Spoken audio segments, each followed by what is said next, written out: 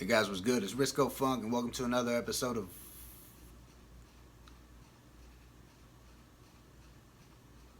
Funk Tuesday.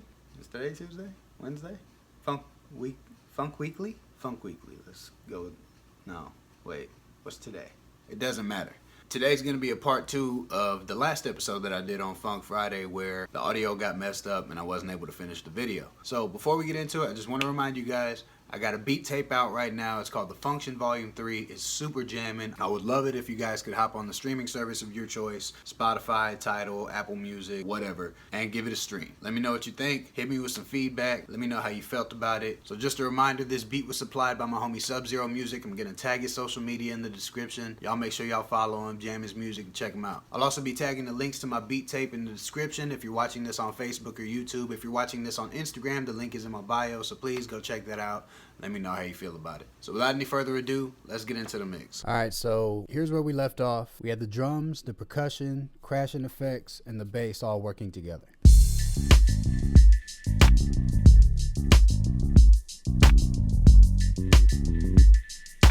Everything sounded cool and balanced. Now we're gonna move over to the E-piano.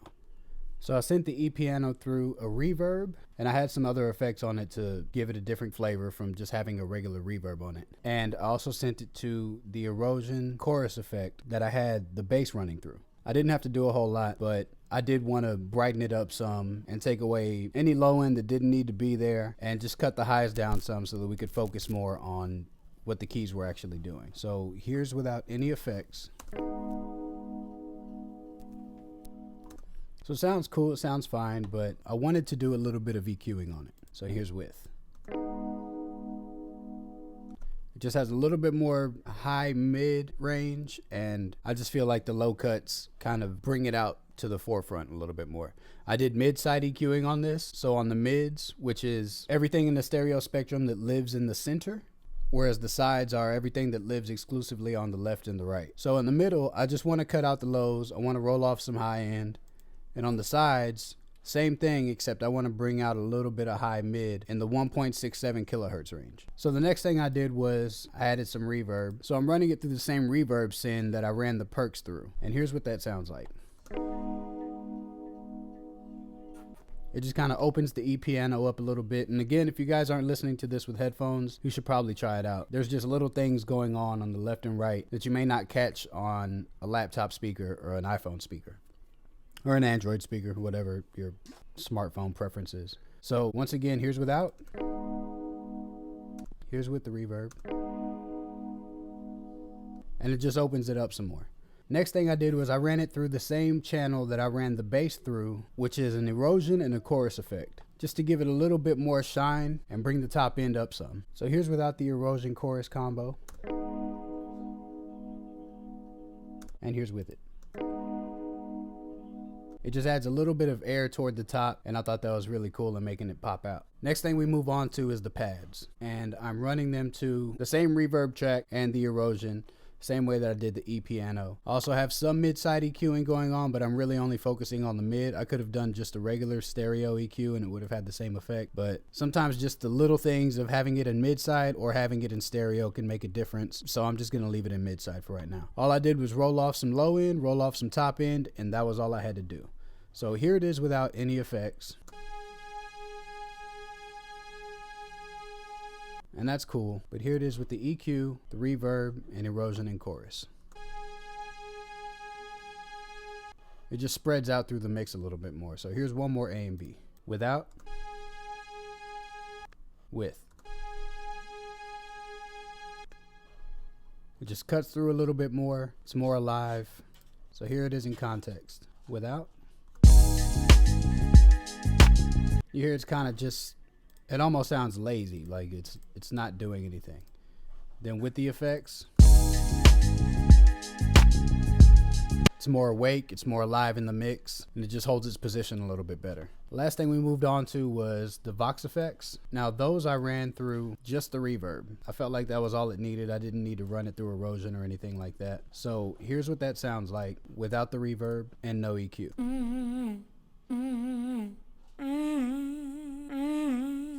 Love, love, Now it had some reverb on it, but I did want it to take up some more room. So here's what that sounds like with the reverb.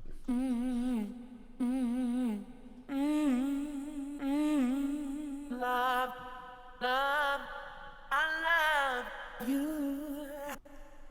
After adding the reverb, I was hearing this frequency that was really annoying me, and that's right here at 1.65 kilohertz. And I'll show you what that's like without it. Love, love, I love. Now here it is when I take that frequency out. Love, love, I love you. So with the auto pan, you can really hear the reverb moving around. I added some low cut to the beginning because I just didn't want any kind of low frequencies muddying up the mix. So I just brought it up to 271 hertz. Auto pan just to give it some movement, and then a glue compressor to side chain to the rack out. And that's where I have all my drums, and we're gonna go to that in a second. So here's everything all in context.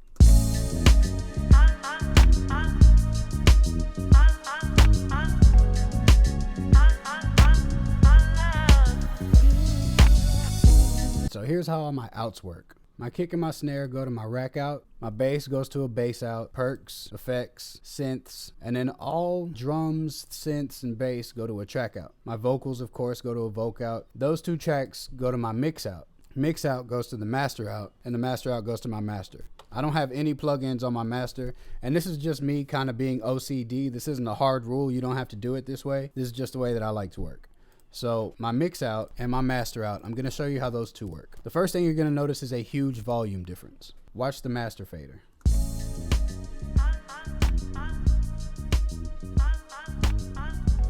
So we're pretty much working with -5 dB headroom. So here's my mix out. I have a J37 tape emulator plugin from Waves, and I love this plugin. It just adds the right amount of color. It has the right amount of warmth. So here's what the track sounds like without the J37.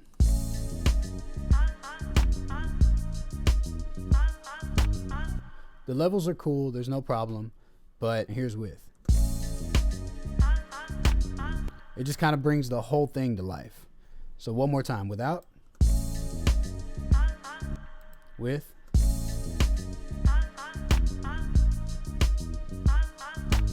so I really like this plugin because it's so easy to use. So we'll just move on to the master out. This is where I have my ozone at. So let's break this down step by step. So without the equalizer, this is what we have. With it, it's just a little bit more clean. It's just the little enhancements that you do along the way that make a huge difference in the mix. So here's band 2, pulling out a little bit at 163. I felt like that was muddying up the mix just a little bit. Here's without, and here's with.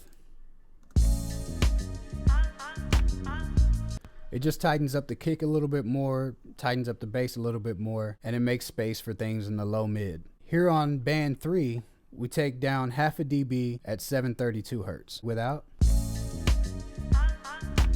and with.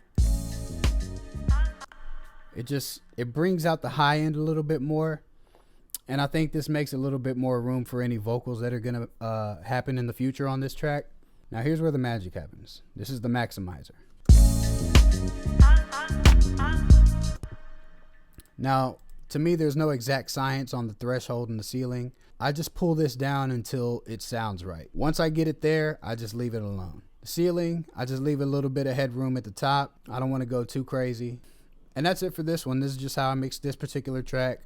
It may be different on the next one. Each beat is different. Every vocal is different. Every song is different. So I hope this helps. I hope you're not too overly critical in the future about your mixes. I just tried to have fun with this one. So yeah, I hope you guys got something from this, and I hope this helps in the future. Y'all take it easy. And that's the video, guys. I hope y'all enjoyed that. I hope this helps in your future mixes. I hope you're not too hard on yourself in the future trying to be a perfectionist. Please go stream my album, The Funktion Volume 3. It's streaming right now on all streaming platforms. Shout out again to Sub-Zero Music for letting me use the beat in this tutorial. I will see you guys on Friday. Y'all take it easy.